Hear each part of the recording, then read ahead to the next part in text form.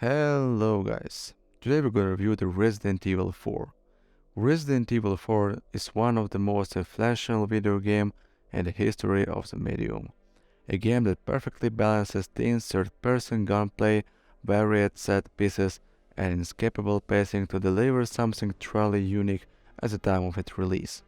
That made me regard the prospect of the 2023 remake with equal parts anticipation and apprehension. Could Capcom really do it justice? After all, as impressive as their most recent efforts had been, recreating a game like Resident Evil 4 is far more daunting task. Now that it's here, it's clear this is complete reimagining of the original game using Capcom in-house Resident Evil engine. It fails to revolutionize the genre, but the way the game has been updated for a new audience is still remarkably engaging and infesting the reimagining of the original. The final game suffers from minor technical hiccups that surprised all of us. In this article, we'll share the current status of the primary console version of the game as of launch day, including advice on how each version performs, then compare the new version to the original in terms of both visual and gameplay.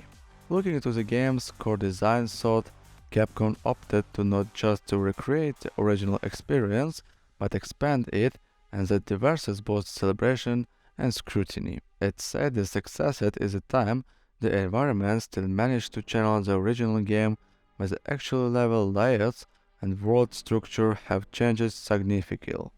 Essentially, Resident Evil 4 is now a seamless hub-paced game.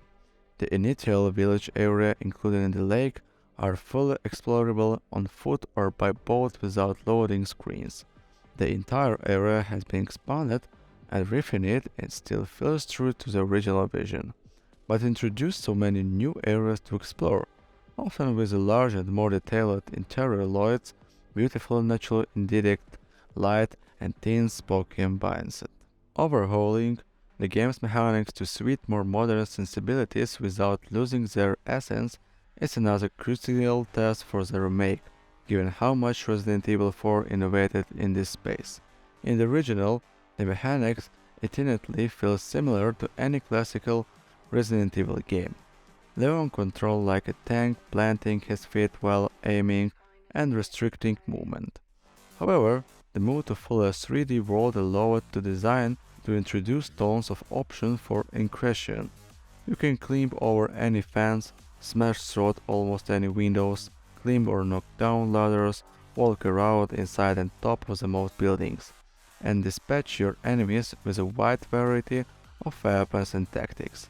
There was simply no other third-person shooter that offered this level of freedom to the player, and the opening village with a barrage of enemies is a perfect demonstration of this. The remake gets it right. All the same options are still available to the player, but they are slightly expanded. For example, you can now move and shoot a touch subject given how critical hot moving and shooting is not to the pacing of the original, but the balance has been shifted to support this, making enemies even more aggressive. You'll quickly find yourself jumping in out of structure, kicking over ladders and taking out enemies.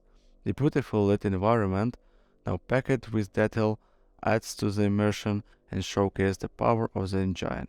You also have access to some new tricks, letting have a crown, allowing you to sneak up behind unsuspecting enemies and take them out. It's basically another tool in the combat tools. Yet, judging this remake has proven rather difficult. I think Capcom has done just about all they could to recreate this game, but there is no way it could have ever left the same impact as the original. The remake basically brings the game up to modern standard, at least in terms of mechanics, but it doesn't redefine the genre either. I'm not sure I need to really. What most important is that it doesn't sully this legacy. It is a very good remake and one that they could have easily budget. That's not the case at all.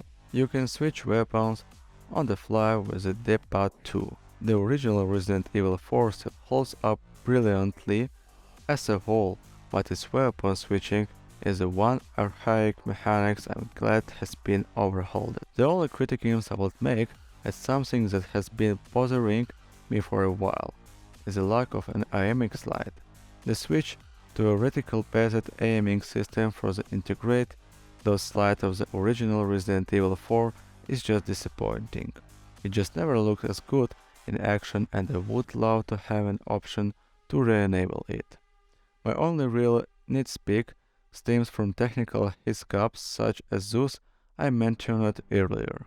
The performance and image quality just isn't on the level of other recent Resident Evil Engine games, while the visuals themselves do not push any new boundaries. It's gorgeous, but not a significant leap beyond Resident Evil. The fact that it's still a cross-gen game, yet exhibit noticeable performance hiccups across all consoles is disappointing. This should be happening, and it feels less optimized than other recent Capcom releases, despite that it's still very much worth playing.